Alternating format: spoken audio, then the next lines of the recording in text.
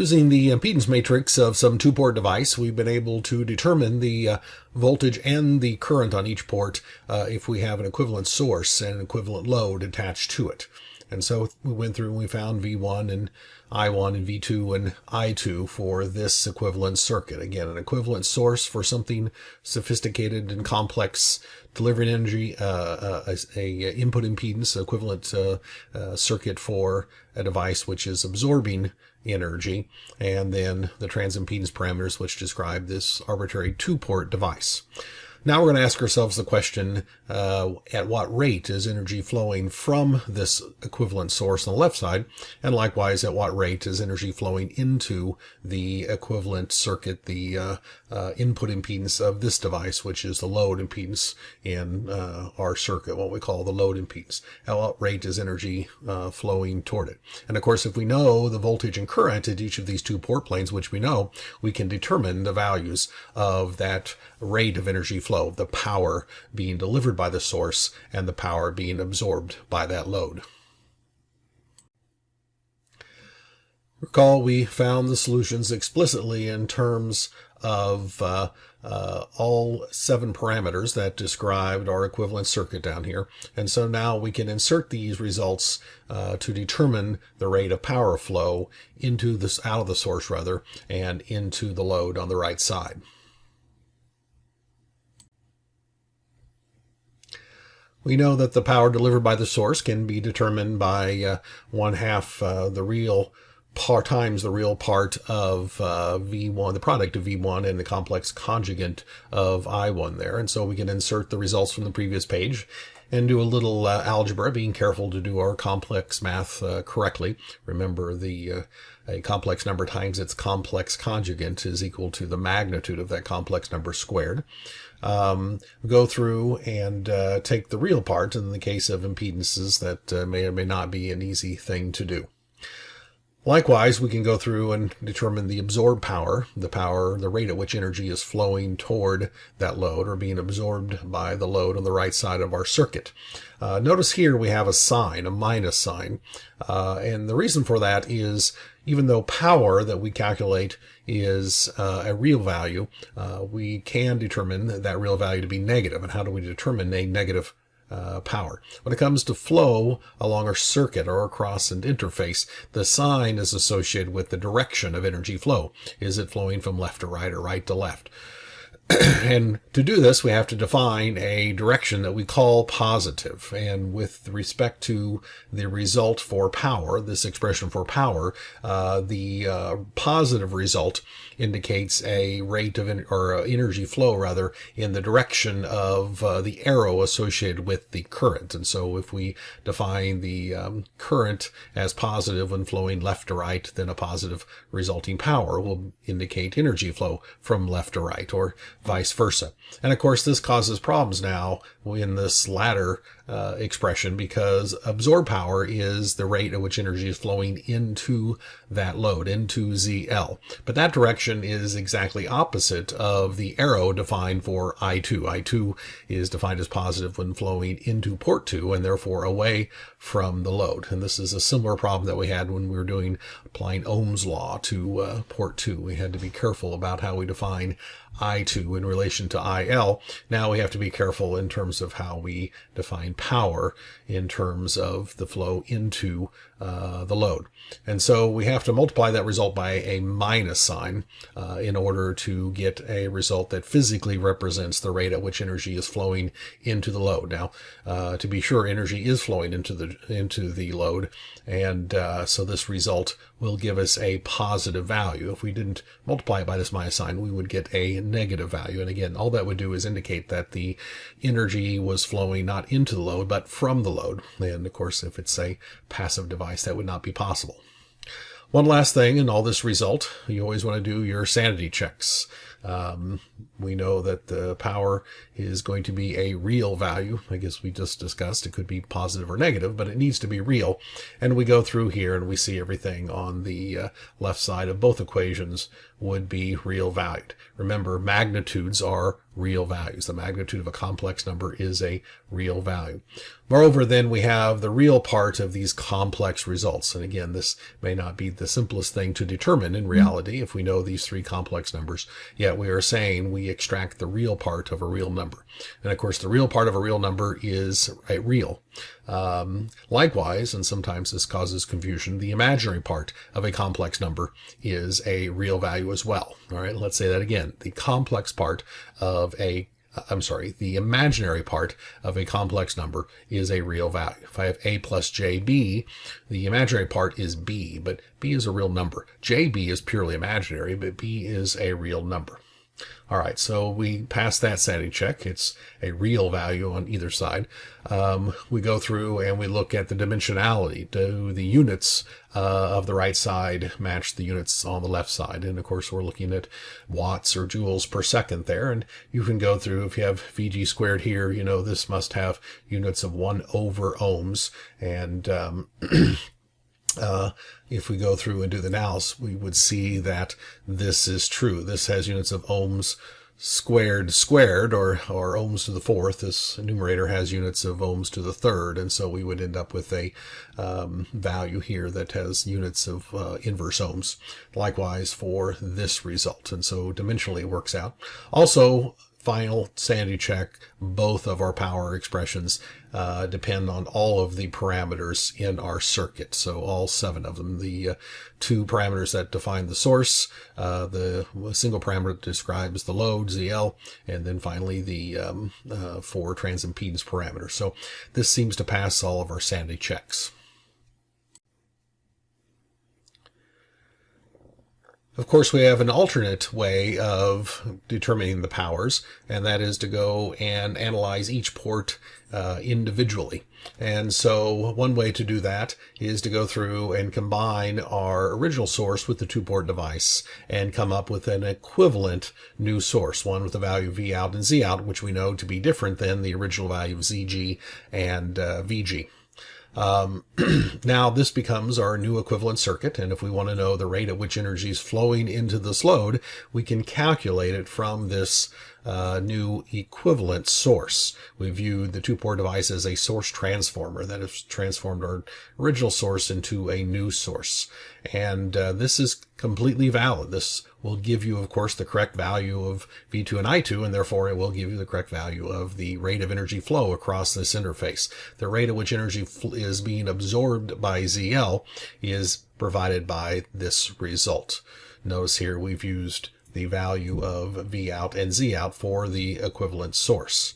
By conservation of energy, since we have our simple circuit here, we know the rate at which energy is being absorbed by the load on the right must be equal to the rate at which energy is being delivered by the source on the left. And by the source on the left, we're not talking about the original source. We're talking about the transform source. We're talking about the equivalent circuit for everything to the left of the interface. The source created by the overall circuit, this is its equivalent, is delivering energy at a rate equal to the power absorbed by the load by conservation of energy. And so that's important to understand, that we get this answer and we can say that this is the rate of energy being absorbed by the load, but it's also equal to, by conservation of energy, equal to the rate of energy being delivered by this new equivalent source, V out and Z out. Now let's go and look at our first port, port 1, and do the same thing to try to determine the rate at which energy is flowing across that port plane from left to right. We did this before using the general solutions. In this case, we're going to do it again. However, we're going to come up with an equivalent circuit to determine that value. We're going to replace the 2-port device that's terminated in a load ZL with its equivalent circuit, the input impedance of this 2-port device terminated with ZL, and that input impedance then becomes the load for this source. And so we go through and calculate the current and voltage based on this circuit, and we proved it's the correct current and voltage, I1 and V1, and we can then determine the rate at which energy is flowing across this interface and by this expression, using the value again of Z in here. This is the power Thus, we can say that's being delivered by our source, our original source, not the transformed source, but the original one. This is the rate at which energy is flowing out of that source. But by conservation of energy, we know that that energy is flowing directly into Zn. And so we can say that the power delivered by the source is also being absorbed by the load for this source. In other words, absorbed by the input impedance Zn. And again, this is an important thing to comprehend, to understand. The power delivered by this source is being absorbed by Zn. Now the question is, what does that mean? Remember, Zn is our equivalent circuit for this two-port device terminated in the original load ZL. We can view this two-port device as transforming ZL into a new impedance Zn. So what does it mean physically if we say that Zn is absorbing power?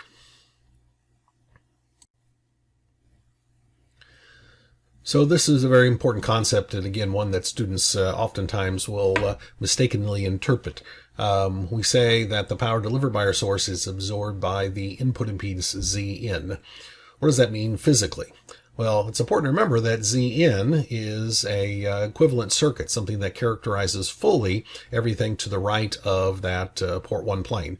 And everything to the right of that port 1 plane includes our two-port device that's terminated in our original load ZL.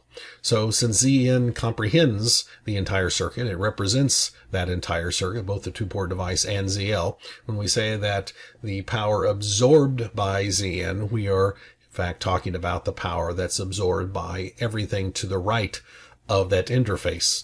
In other words, the power absorbed by the two-port device and the load attached to it.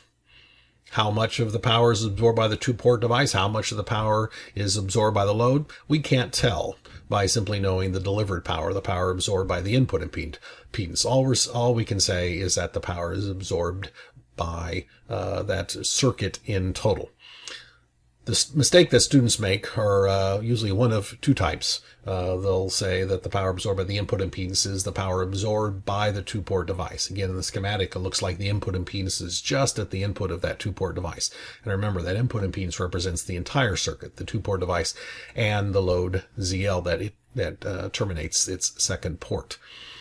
So it's not absorbed by the two-port device. Some of it may be absorbed by the two-port device, but certainly we cannot say the power delivered by the source is completely absorbed by that two-port device. The other mistake students make is decide that all of that power absorbed by the input impedance must be the power absorbed by the load at the far right of the circuit, ZL. That's not the case either. Again, some of that power absorbed by Zn will be absorbed by the load, but almost certainly some of it will be absorbed by the two-port device. Again, in summary, the power absorbed by Zn, the power delivered by the source, is the power that's absorbed by everything to the right of the interface, the two-port device, and the load. Again, we can't figure out how much of that power is distributed between the two-port device and the load, but we know that in generally speaking, both of those things, both the two-port device and the load, will absorb some of the total power that's absorbed by the input impedance.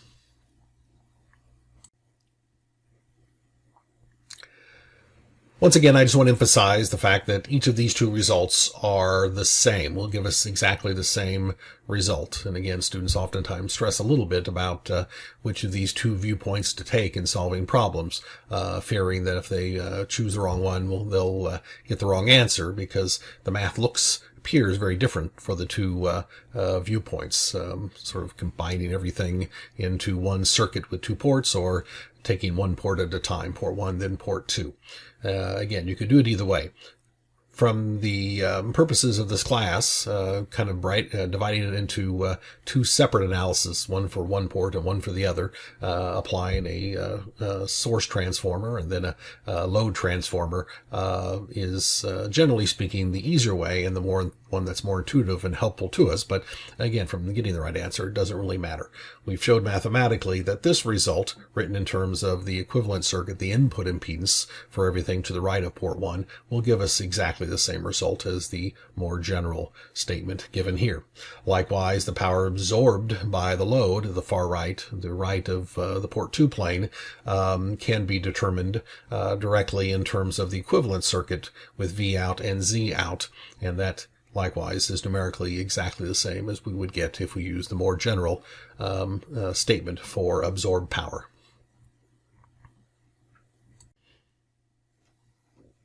Now let's look at the relationship between the power absorbed by the load at the far right of the circuit, the power absorbed by ZL, and the power that's delivered by our original source.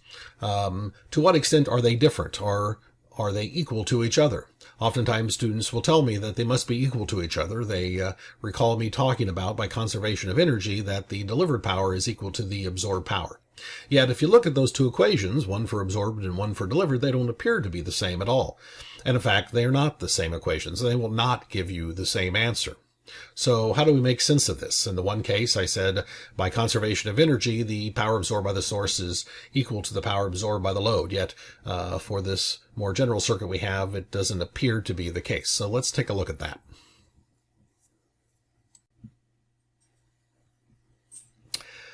Most of the things that we talk about in engineering where we have a statement are conditional. We say, if this is true, then if A is true, then B is true. For under the conditions that this applies, then this is the truth. For this particular circuit, then this is the truth. Maxwell's equations, perhaps, and a few other things are true always, regardless of the conditions, but most of the math that we write are conditional for a given situation. And certainly that was the case that we have when at the beginning of the class where I said the power delivered by a source is absorbed by the load. This is absolutely true for the condition that that source is directly connected to that load. So we look at the circuit that we started out here. We simply had a source and a load. The load connected to the source. We have one plane where the two devices are connected together.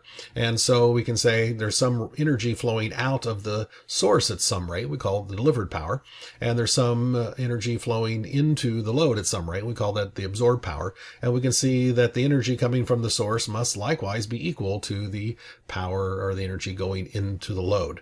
The rate at which energy flows across this interface is both the delivered power and the absorbed power. By conservation of energy, there's no place for the energy from the source to go to other than the load, and there's no place for the energy that's being absorbed by the load to come from other than the source. So this is exactly correct for this circuit. Now let's say we had a different circuit. Would this be correct? Not necessarily. For example, we've just been studying the case where we insert a two-port device between the source and the load. So now the load's not directly connected to the source. There is a two-port device that's inserted between those two things. We can still talk about the rate at which energy is flowing out of the source and the rate at which energy is flowing into the load, but we can no longer say that the power delivered by the source is equal to the power absorbed by the load. The rate at which energy is flowing across this port 1 plane may be, in fact, very different than the rate of energy flowing across this port 2 plane.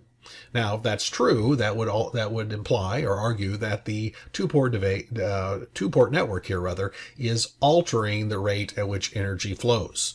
The rate coming into this two-port device is different than the rate coming out, and that's exactly correct. The two-port device can alter the rate of energy flow. We can have more power coming out of the device than when was coming in, or vice versa. Or we could have a situation where the rate of energy flow is unaltered, that the delivered power and the absorbed power is equal. That's still a possibility. So let's look at all the different situations where this can occur.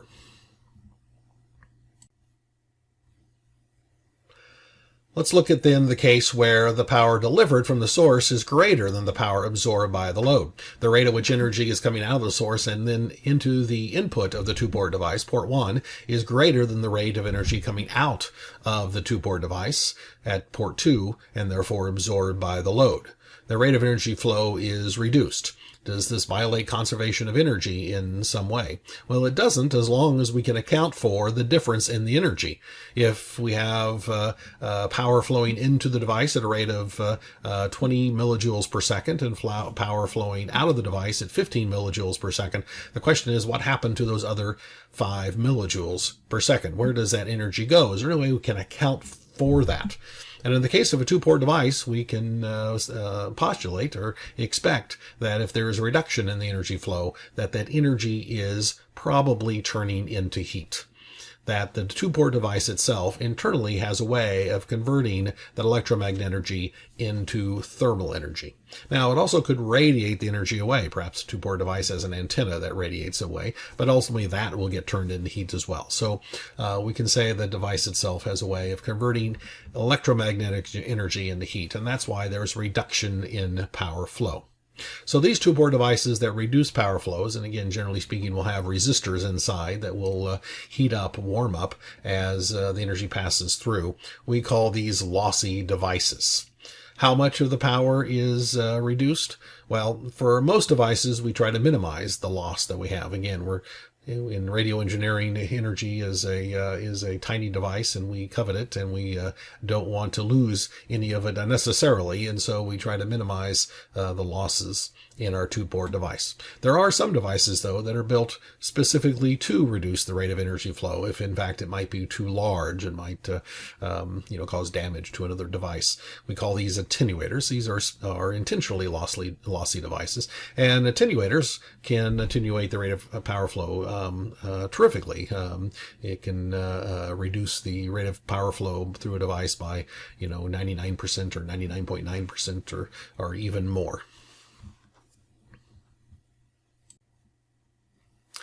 It's important to realize that we can still apply conservation of energy to determine, for example, at what rate the lossy device is absorbing energy. And sort of alluded to that in the last slide, the example we had. If the power delivered by the source, and therefore the rate at which energy is flowing into the two-port device, is 20 millijoules per second, and the rate at which energy is flowing out of the device is 15 millijoules per second, the difference between those two would be 5 millijoules per second. In this case, this must be the rate at which that two-port device is absorbing energy. That's the lost power, and therefore that lost power must be being absorbed by the device. And so we can use conservation of energy to do our accounting to figure out the different levels of rate of energy flow. If I know energy flows into a device at 50 millijoules per second and the device is absorbing energy at 10 millijoules per second, by conservation of energy, for example, I could determine that the rate at which power is flowing out of the device being absorbed by the load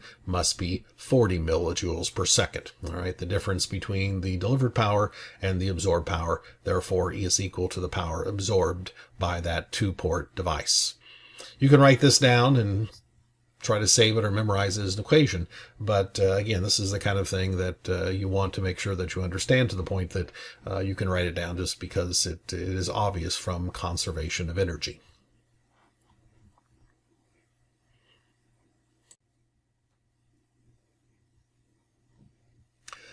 Now let's look at a different case. Let's say we have a situation where the power delivered by the source is actually less than the power absorbed by the load. So in this case, the rate of energy coming out of a two-port device is greater than the rate of energy coming in.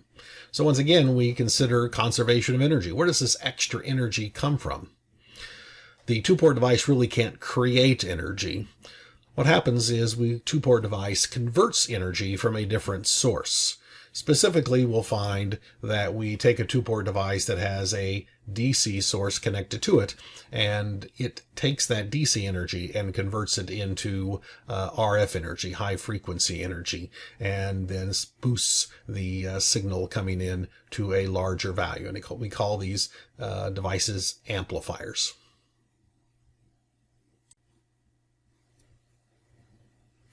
So as I just said, an amplifier has a DC port where it has a DC power supply. Typical values, let's say, are 15 for small signal amplifiers. And it will take this DC energy and convert it to high frequency energy and replicate the input signal at the output at a much higher power. And again, we know these devices are called amplifiers. More specifically to two-port devices, we call these devices active devices, and we can specify active devices because they have a DC source connected to them, another power source connected to them, and also the active devices can increase the rate of power flow. Now, one caveat here that sometimes students will catch me on a little bit is when we say that active devices will increase the rate of power flow. If you design a bad amplifier, it may not increase the rate of power flow. So really what we're saying is if a device does increase the rate of power flow, it must be an active device. Conversely, if we have an active device, it probably will increase the rate of power flow unless it's poorly designed or you're operating outside of its bandwidth. And in that case, it could not, it may not have a situation where the output power is greater than the input. But for this class, we're just going to say that an active device will make the output power greater than the input power. It will increase the rate of energy flow of the signal moving from input to output.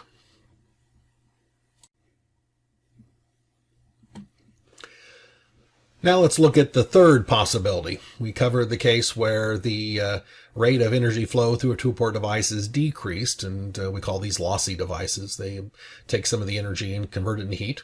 We can cover the case where the rate of energy flow through the two-port device is increased. We call these active devices, where we increase the signal energy by taking it from a DC source.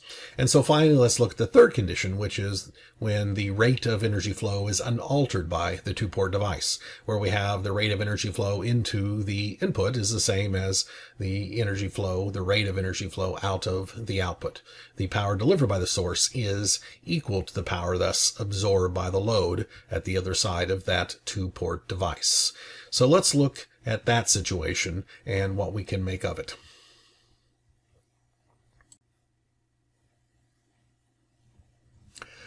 Let's begin by considering a two-port device with an impedance matrix that has some characteristics, specific characteristics mathematically. First of all, the transimpedance parameters of this two-port device are all purely imaginary. In other words, they have no real part. The real part of each of the transimpedance parameters, all four of them for a two-port network, are equal to 0. We just have an imaginary part. So each of the transimpedance parameters can be written in this form, where we have J times X, X being a reactance value, X is a real value, and of course JX then becomes a purely imaginary value. In addition, the device is reciprocal, and that means, in reciprocity means that the off-diagonal elements are equal to each other. The matrix is symmetric. Z21 is equal to Z12 for a two-port device. That is the definition of reciprocity for a two-port device. Now, we haven't talked about this, and the question is, to what extent is this unusual that we would have reciprocity? Most devices, most passive devices, are reciprocal, and so Z12 will be equal to Z21. The classic device that is not reciprocal is an amplifier, but we'll see in this case that we are clearly not talking about an amplifier if the rate of energy flow through a device is not being increased. So this is something that typically happens by itself. So the more important of the characteristics here is that all the transimpedance parameters are purely imaginary. We're going to ask ourselves, what does this do to a rate of power flow? If we take the transimpedance parameters, these purely imaginary elements of our impedance matrix, a reciprocal impedance matrix, and we insert them to determine the power delivered by the source, and likewise calculate the power absorbed by the load, and we do a little algebra, simplify things, we can show that the delivered power is equal to this, and the absorbed power is equal to this. By themselves, neither one of these is particularly remarkable, until we notice that each of them are the same. What we find for the case where we have a reciprocal device with purely imaginary transimpedance parameters, we have the condition where the power absorbed by the load at its output must be equal to the power delivered by the source at its input. And so this type of device will be a device that is what we call lossless. It does not alter the rate of energy flow. It doesn't increase it, but it does not decrease it. And we get the situation where the rate of energy flow is unaltered from input to output. So we've shown mathematically the kind of device that would be a lossless device, one that would not alter the rate of energy flow. Let's ask ourselves the same question physically. What two-port device could we build such that it would not alter the rate of energy flow? Well, first of all, we need to build a device that is passive. In other words, the opposite of active. We're not going to put any energy in the system. It's not going to have a DC source. Also, though, we need to make sure that the devices inside that two-port device don't absorb energy, don't turn anything to heat. So we need passive devices that don't absorb energy. Well, if we look at linear devices, we know that there are many devices that are passive and don't absorb energy. More specifically, these are reactive devices, inductors and capacitors, perhaps transformers. At least theoretically, they cannot absorb any energy. And so we could say, if I built a two-port device completely of reactive devices, leaving out any resistor because they could absorb energy, then I would have a device that cannot absorb energy, and because it's passive, of course, it cannot increase the energy. I have a device where the power absorbed must be equal to the power delivered, and that would be the correct analysis. If we build a two-port device out of purely reactive elements, then we know we cannot alter the rate of energy flow. We cannot increase it, nor can we decrease it.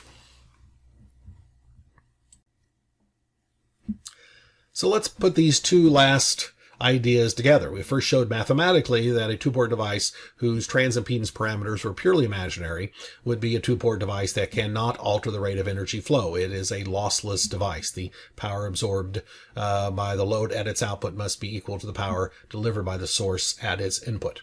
And then we made physical arguments to make a statement that a two-port device made of purely reactive elements would likewise be lossless. There's no way it could alter the rate of energy flow. And so we ask ourselves the question, are these two things linked together?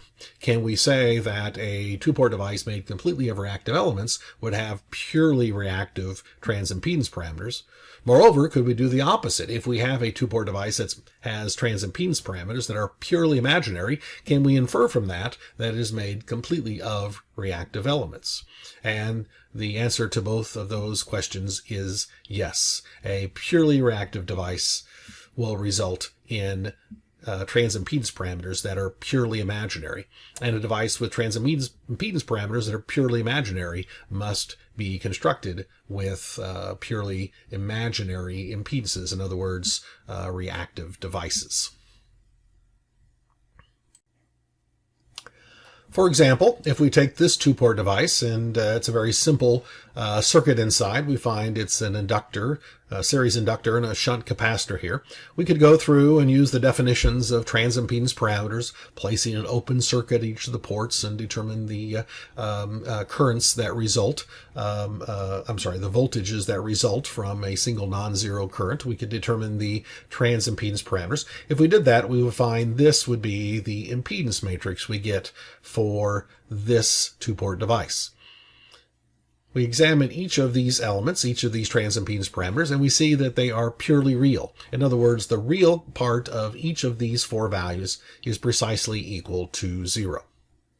Conversely, if we go through and we look at this two-port network, one where we have now a series resistor and a shunt capacitor, once again, we go through and we put open circuits on each of the ports, and we determine the voltages at each port due to the single non-zero current. We could go through and find this is the impedance matrix for that two-port device. In this case, we see that 3 of the transimpedance parameters are purely imaginary. They have no real value. But there's a single parameter where the real component is not equal to 0. It happens to be equal to the resistive value R in this case, although the real value could be dependent on Z. We've talked about that earlier in the class.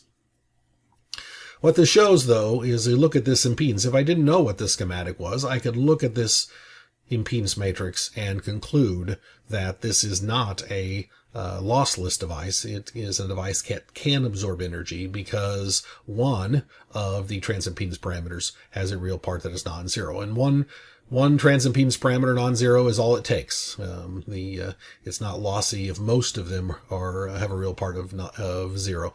It's only lossy if all of them have a real part that is 0. And that's the case certainly for this other two-port network. If I just looked at this transimpedance, the set of transimpedance parameters, this impedance matrix, I would observe that all of the elements are purely imaginary, and I would know immediately that the device is made up of reactive elements only. Or if I looked looked at the schematic and I see that it's made of only reactive elements, only, I would know that the resulting impedance matrix must be purely imaginary. And that turns out to be a good sanity check. If you're going through and trying to determine the impedance matrix of a circuit where all the elements are purely reactive, then we know the results must have transimpedance parameters that are purely imaginary. The real part must be zero. And if you get something other than that, you've made a mistake. Now, this may look like sort of a esoteric idea here, the fact that, oh gee, if all the devices are reactive, then we would get an impedance matrix where all the elements are imaginary. But the important thing here is that this result is likewise a two-port device that will not alter the rate of energy flow. It will not increase it, but it will not decrease it. And again, that is important to us in radio engineering. We don't want to lose any energy. The energy is so small to begin with. And so we really kind of covet lossless two-port devices, or at least try to make them as ideally lossless as we possibly can.